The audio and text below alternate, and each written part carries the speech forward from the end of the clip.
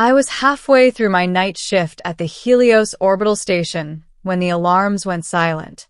Not blaring, not flashing, just silent. That was worse. Helios hung above the dying blue star K-77, a research station meant to observe gravitational collapse and harvest exotic energy. 600 souls lived and worked here. Silence meant one thing. Something had bypassed every defense we had. I was in the observation ring when the temperature dropped. My breath fogged in the air. The lights dimmed to a deep crimson, emergency protocols kicking in too late. Then I saw her. She stood at the far end of the corridor, where vacuum glass met starlight. Tall, pale. Her skin shimmered like moonlit marble, etched with faint bioluminescent veins. Long silver-black hair floated as if gravity itself respected her presence. Her eyes, deep crimson, glowing softly, locked onto mine.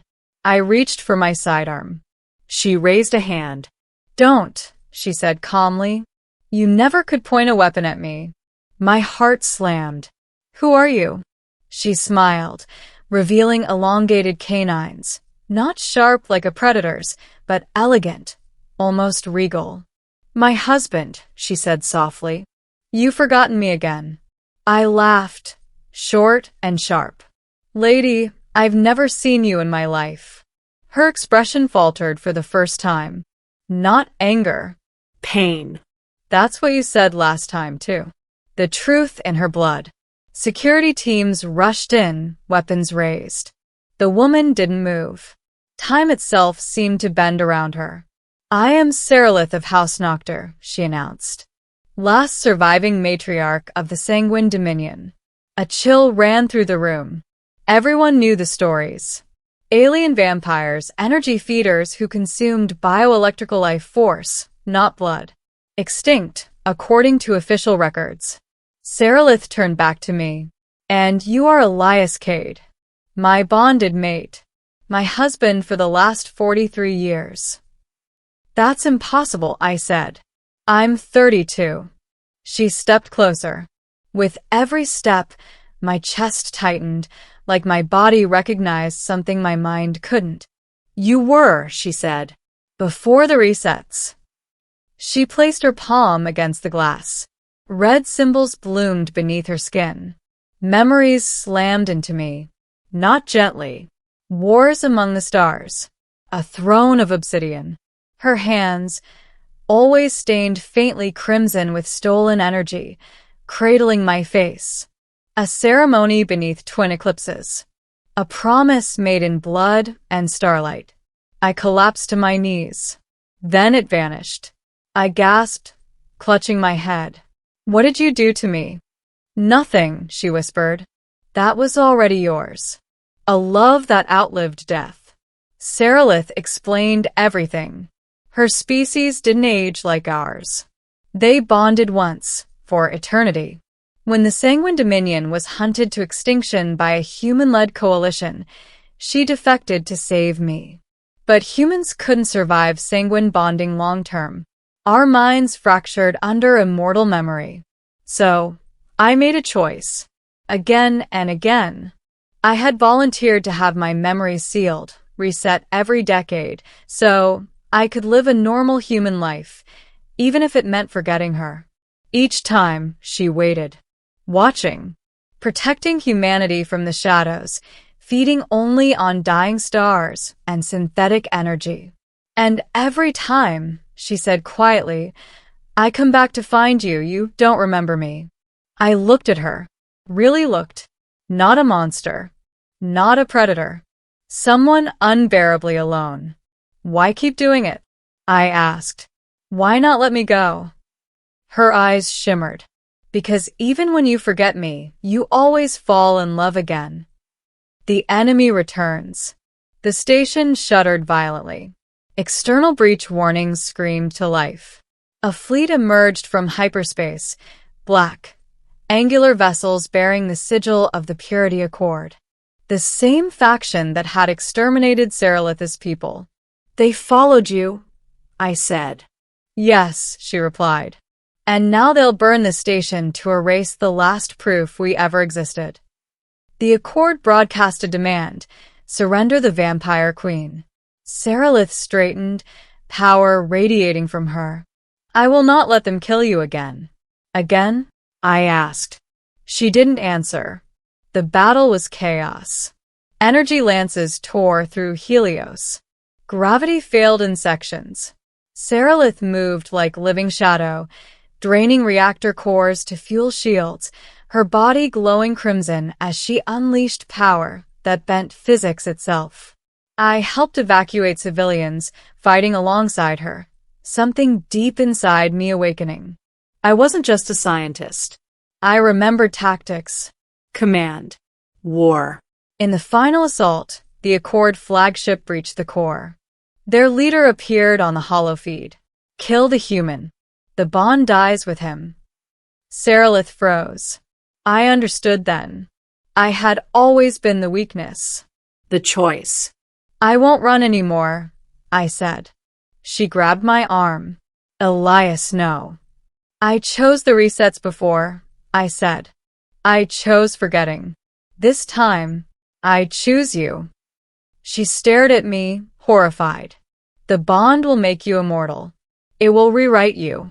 You won't be human anymore. I smiled. I was never just human, was I? The flagship fired. Saralith pulled me into her arms and bit into my neck. Pain, then fire. Not death. Transformation. I felt her memories flood into me. Centuries. Love. Loss. Endless waiting. I felt myself expand, stabilize, become. I stood, crimson energy coursing through my veins. The Accord fleet never stood a chance. Ending. Eternity remembered. Helios Station was rebuilt months later. Official reports called the incident a reactor anomaly. The Vampire Queen? A myth. Saralith and I stood on a distant world beneath a dark violet sky. I remembered everything now. Every lifetime. Every reset. Every sacrifice. You don't have to stay, she said softly. Not anymore. I took her hand, feeling the pulse of eternal energy between us. I forgot you 1,000 times, I said, but I came back every time. She leaned her forehead against mine, fangs resting gently against my skin. My husband, she whispered. At last, you remember. And this time, I never forgot again. The war ended without ceremony. No victory parades. No songs. Just silence, broken only by the slow rebuilding of what the Purity Accord had tried to erase. Helios Station was repaired and officially listed as having suffered a catastrophic reactor anomaly. The surviving crew were relocated, sworn to secrecy, and paid well to forget. Humanity would never know how close it had come to extinction or who had saved it. Saralith and I left before the investigations began.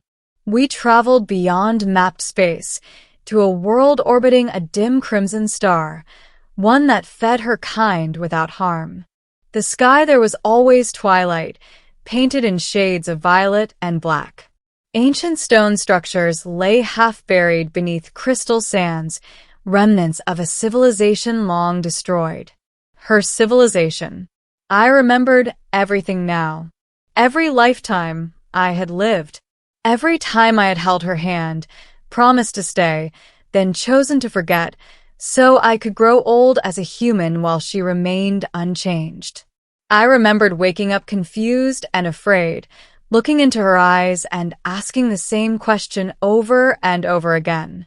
Who are you? And I remembered her answering every time with the same patience, the same quiet heartbreak. My wife, she said softly, standing beside me as the twin moons rose. Do you regret it? I thought about the man I had been, human, fragile, afraid of eternity. And the man I was now, something more, bound by blood and memory, yet still capable of choice. No, I said. I regret only that you had to wait. She turned to me then, her crimson eyes no longer glowing with hunger or power, but with something far rarer among immortals, peace. You always chose love, she said, even when it cost you yourself. I took her hands, feeling the eternal bond pulse between us. This time, there were no sealed memories, no resets, no escape. I won't forget again, I promised. She smiled, her fangs just visible, and rested her forehead against mine. Then eternity is finally ours. As the stars slowly dimmed above us, I realized something profound. She had not come to claim me as her husband. She had come to remind me of who I had always been. And for the first time across countless lifetimes, I remembered and stayed.